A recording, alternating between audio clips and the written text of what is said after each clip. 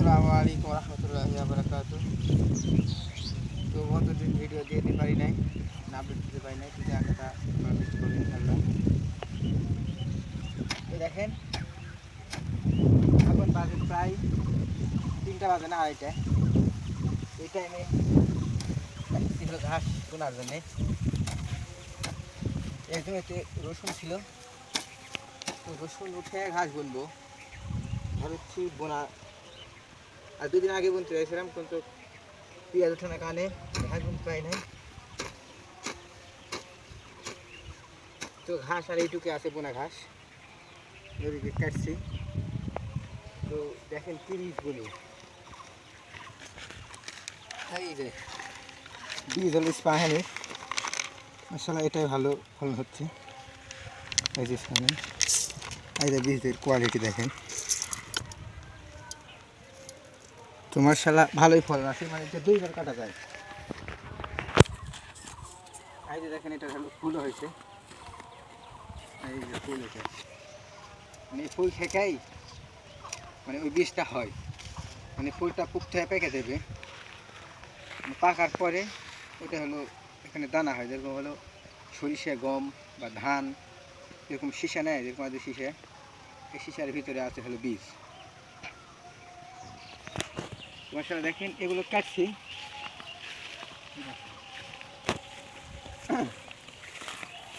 হলো কাটা, এই যে এরকম কাটা, সম্পূর্ণ কাটা। তারপরে এই যে দেখেন ড্যাপ হয়েছে, এই যে 1টা 2টা জুম করা, এই যে দেখেন 1টা 2টা ড্যাপ হয়েছে, মানে প্রতিটা ঘাসের গোড়াতে।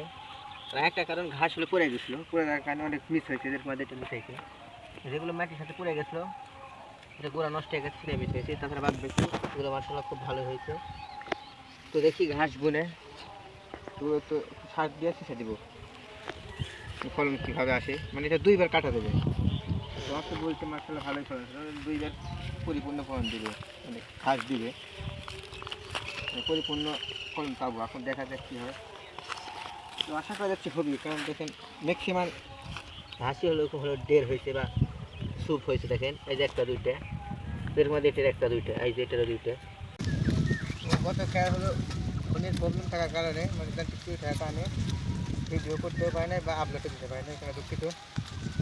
পরে রাত্রে নিয়ে গেছিলাম বাজারে সলভ করার জন্যে, তো ইনশাল্লাহ সলভ হয়েছে।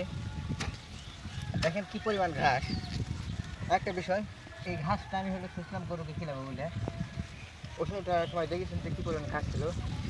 তো মানুষের ছাগল, রাজহাঁস যেটা বলে, ওই হাঁস দিয়ে হলে ঘাসটা সম্পূর্ণ খেয়ে ফেলছে, মানে এই যে পরে আমার নতুন কেটে হয়েছে, কিন্তু এটা উঠালে মানে গরু তেমন খাচ্ছে না, তোমার তো উঠাতে পারছে না এই কারণে। আর ঘাসের অনেক সংকট, মানে ঘাস নতুন লাগাইছে, ওগুলো তেমন এখনও শক্তিশালী হয় না, মানে ওটা সম্পূর্ণ হতে লাগান আমাদের ঘাসের সংকটটা দূর হবে। এখানে কষ্ট বেশি করা যাচ্ছে, মানে যত জায়গা বাকি ছিল সব জায়গাতে ঘাস বুনেছি, গাছ লাগাচ্ছি। কারণ ঘাস না লাগালে তো আমরা গরুকে কিনতে পারবো না, কারণ আমরা ঘাসের উপর নির্ভরশীল বেশিরভাগ। খড় তেমন আমাদের এখানে নাই, আর খড়ের যে পরিমাণ দাম, খড় কিনে গরু পালন করার থেকে বেচা ফেলা অনেক ভালো। একটা করে সোপ ব্যাটি, এইটুকু ব্যাটি, হচ্ছে বড় না, এইটুকু 60 টাকা 8 টাকা করে দাম,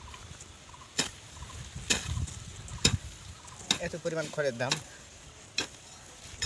এখানে ঘাসের উপর আমার নির্ভরশীল বা ঘাস খেলায় আমি গরু পালন করি। ঘাস রোপণ করা পদ্ধতি হলো, প্রথমে হলো আগে জমি চাষ করে নেওয়া লাগবে, তো তারপরে বুনে মই দিলে হয়, বা হলো ন্যাংলা আছে, যেটা পেঁয়াজ রান্না ন্যাংলা আছে, ওই ন্যাংলাতে টেনলেও এনাফ। তো আমাদের এখানে কোনো গাড়ি আসার বুদ্ধি নেই, তো এখানে ব্যর্থ হয়ে কুপায় বুনেছি। তো ওই 1 ফেরা কুপায় নেওয়ার পরে বেশি বুনবো, বোনার পরে তারপরে আপনার 1 ফেরা কুপায় দিয়ে সেচ দিব।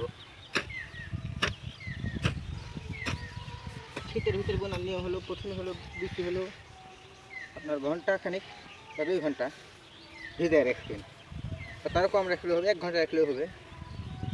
ভিজা রাখার পরে একটা নেকড়া তেনা আছে, তেনাতে জোরে বেঁধে শুলে মানে 3 ঘন্টা থেকে 5 ঘন্টা এর ভিতরে দেখুন সাদা করে মুখ কোন যেটা বলি আমরা, বা মুখ ফেটে দেবে। তো ওটা ওইভাবে বললে শীতের সময় ভালো ঘাস হয়, সম্পূর্ণ গাছটা ভালো ওঠে, মিস হয় না শীতের সময়। তো গরম এসে এমনিতে বুনে দিয়ে সেচ দিলে, ওই দিনে সেচ দিলেন বা তার পরের দিনে সেচ দিলেন, বাট সমস্যা নেই। ওইভাবে বললেও গাছ মাশাআল্লাহ সুন্দর হয়ে ওঠে।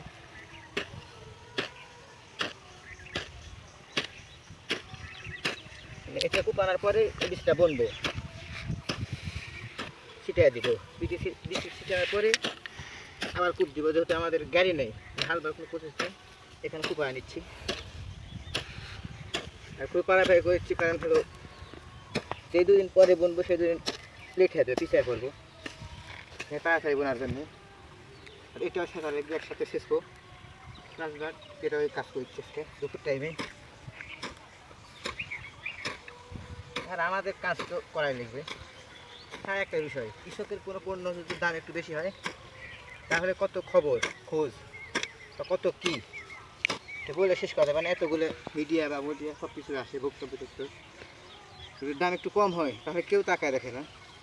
ফর এক্সাম্পল পেঁয়াজ, আলু, এরকম মুড়ি কাটা পেঁয়াজ আজকে আপনার 200 টাকা, 170 টাকা, 250 টাকা মন কিনছে। আর যেটা হেলি পেঁয়াজ বা সময় পেঁয়াজ যেটা বলি আমরা, আল পেঁয়াজ বলে আমাদের এখানে, আল পেঁয়াজ আজকে 700 করে কিনছে, 750। এই দামে পেঁয়াজ বিক্রি করে কী হবে কৃষকের? সম্পূর্ণটা শেষ কৃষকেরা। যখন দাম থাকে তখন কত কী, যখন দাম নেয় তখন কেউ আসে না। বাট যদি সার খোলের দাম কমতো তাহলে কম বিক্রি করে কিছু হতো, কিন্তু ওগুলোর দামটা তার ঝুমুক ঊর্ধ্বমুখে, সবসময় ওগুলোর দাম বাড়তে আসে, বাট ফসলের দাম কমে যাচ্ছে। আসলে কৃষক সবসময় মরে, এদের মতো অবধারিত, কারণ কৃষকেরা তো আন্দোলন করতে পারবে না যে বাজার কম, যে আন্দোলন করবো, এই ক্ষমতা কৃষকের নেই। এখানে এদের মরণ অবধারিত, মানে সব জায়গাতে এরাই বেশি ক্ষতিগ্রস্ত হয়, অভাবগ্রস্ত হয়। মানে এই সময় কৃষকের মুখের দিকে তাকানো শুধু দেয়, কারণ কীভাবে তাদের মুখে হাসি থাকবে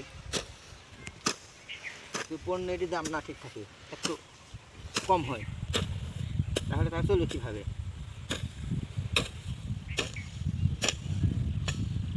আমার বলে এত কিছু হবে না। তো আমাদের ফুপানো শেষ, আমরা নানা করলাম শেখার জন্য। তখন বীজ বুনবো, প্যাকেট কেটে একটা ঢালছিলাম, বিসমিল্লাহ।